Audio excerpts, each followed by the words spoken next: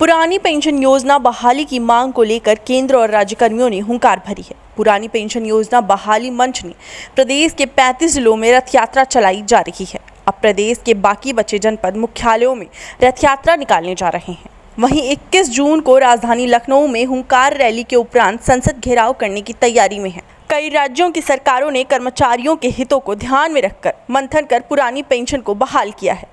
सभी राजनीतिक दलों को कर्मचारियों एवं शिक्षकों के इस गंभीर और अस्मिता से जुड़े मुद्दे पर विचार करना चाहिए। आगामी लोकसभा चुनाव में पुरानी पेंशन बहाली एक अहम मुद्दा बनकर सामने आ चुका है। यह बात आज पुरानी पेंशन बहाली रथ यात्रा एवं अब तक मंच द्वारा चलाए गए आंदोलन की समीक्षा बैठक के उपरांत मंच के नेता कामरेड शिव गोपाल मिश्रा ने पत्रकारों से बातचीत के दौरान कही। पुरानी पेंशन व्यवस्था बहाली संयुक्त मंच के नेता राष्ट्रीय महासचिव railway comrade Shiv Gopal Mishra pension बहाली के लिए चलाए जा रहे सांकेतिक आंदोलन रूपरेखा पर चर्चा करते हुए कहा कि 21 मई को मशाल जुलूस में कर्मचारी एवं शिक्षक समूह की एकता से मंच उत्साहित है। मशाल जुलूस के उपरांत मुख्यमंत्री और प्रधानमंत्री को ज्ञापन प्रेषित किया गया। वर्ष 2018 की हड़ताल के दौरान मुख्य सचिव स्तर पर जारी एक सरकारी विज्ञप्ति में कहा गया था कि श्रमिकों को 9.2% से अधिक का पेंशन राशि पर लाभ दिया जा रहा है।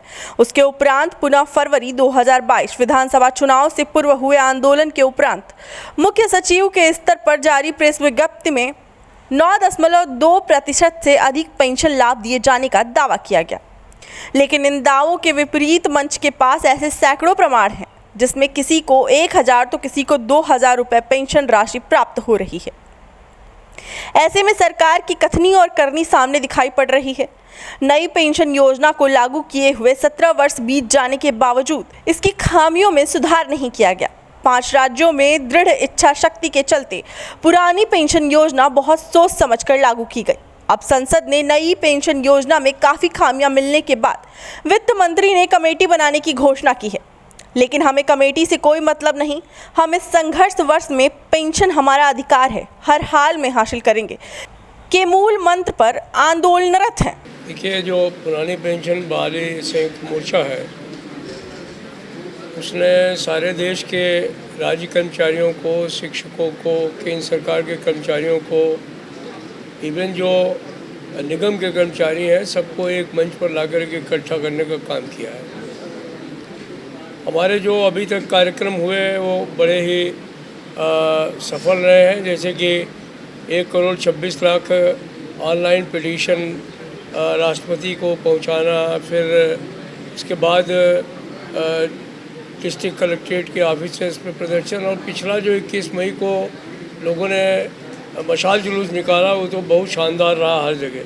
अभी हम 21 जून को हर राज्य की राजधानी पर प्रदर्शन कर रहे हैं और जून के बाद जुलाई में जब हमारा पार्लियामेंट सेशन में होगा तो हम लोगों ने फैसला किया है कि सारे देश से लोग जो है वहाँ पर संसद पर पहुँचने का काम करेंगे। हमें आशा है कि करीब 5 लाख लोग, राज्य कर्मचारी, केंद्र सरकार के कर्मचारी, शिक्षक सब मिल कर के दिल्ली में दस्तक देने का काम करेंगे। सरकार से आशा है कि हम टकराव नहीं चाहते सरकार से। हम चाहते हैं कि वो इस बात को समझें और समझने के बाद में पुरानी पेंशन को अपने आप बहाल कर दें। और जिन राज्य सरकारों ने बहाल किया है उन्होंने इसके संवेदनशीलता को समझा है। ये संवेदनशीलता ही है कि आज हिमाचल में और कर्नाटक में कांग्रेस जो है वो रूल कर रही है, तो पुरानी पेंशन के सवाल पर रूल कर रही है। अभी मध्य प्रदेश में और दूसरी जगह चुनाव हो रहे वाले हैं, वहाँ भी इसका असर दिखेगा। तो मुझे आशा है कि जिन राज्यों ने इस बात को समझा है कि ये पेंशन जो है रिटायरमेंट में बहुत बड़ा सहारा है लोगों का, सरकारी कर्मचारियों का विशेष तौर पर, तो उसके साथ खिलवाड़ नहीं होना चाहिए। और अब नई सरकार ने भी एक कमेटी बनाई है भारत सरकार के 3 सेक्रेटरियों को लेकर के, और वो 3 सेक्रेटरी जो हैं वो हम लोगों को भी न्योता दिए हैं आकर के बात करने के लिए नेशनल काउंसिल JCM को। तो हम उनको लिख भी चुके हैं और उनको साफ बात कर चुके हैं कि आपकी जो कमेटी है वो नई पेंशन में कोई सुधार की गुंजाइश नहीं है। आप सीधे तौर पर फैसला कर दीजिए कि जो रिटायरमेंट के समय तनख्वाह होगी उसका आधा पैसा पेंशन के रूप में मिलेगा। हमें अपने आंदोलन को 1 मिनट में हम लोग ख़त्म करने का काम करेंगे। लेकिन जब तक आप इस बात के लिए एक लिखित आश्वासन नहीं दे देते, पुरानी पेंशन की बहाली का आदेश नहीं हो जाता, तब तक ये आंदोलन रुकने वाला नहीं है।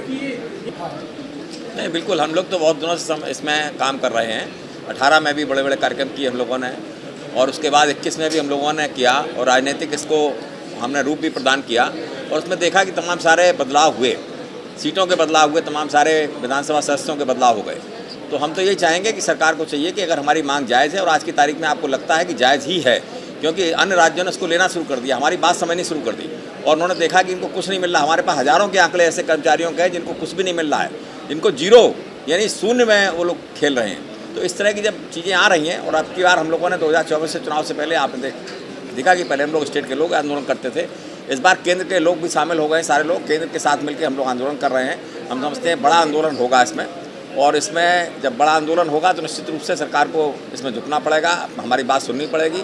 हमें किसी पार्टी से कोई लेना देना नहीं है, जो पार्टी हमारी बात सुनेगी, हम लोग जैसा अभी अध्यक्ष जी ने कहा कि बात सुनेगा, उसी के साथ हम लोग जाएंगे। निश्चित रूप से पॉलिटिकल इस बार हम लोग निर्णय करेंगे और उसके साथ हम लोग जाएंगे। क्या रणनीति पूरी तैयार की गई है? नहीं, अभी तो हम लोग आंदोलन है, वो तो लोकतंत्र में आंदोलन करना सबका धर्म है, कर्तव्य है, वो सरकार ने अधिकार दिया, वो हम लोग कर रहे हैं। उसके बाद में आखिरी में हम लोग तय करेंगे, अगर बिल्कुल बात नहीं सुनी गई, दिल्ली के आंदोलनों के बाद, बंद करने के बाद फिर भी नहीं सुनी जाती है, तो हम लोग निर्णय लेंगे कि पॉलिटिकल क्या निर्णय लिया जाए, कौन आदमी छाती ठोक के कौन पार्टी बोलेगी, हम लोग उसके साथ जाना चाहेंगे। डेस्क रिपोर्ट, अटल टीवी।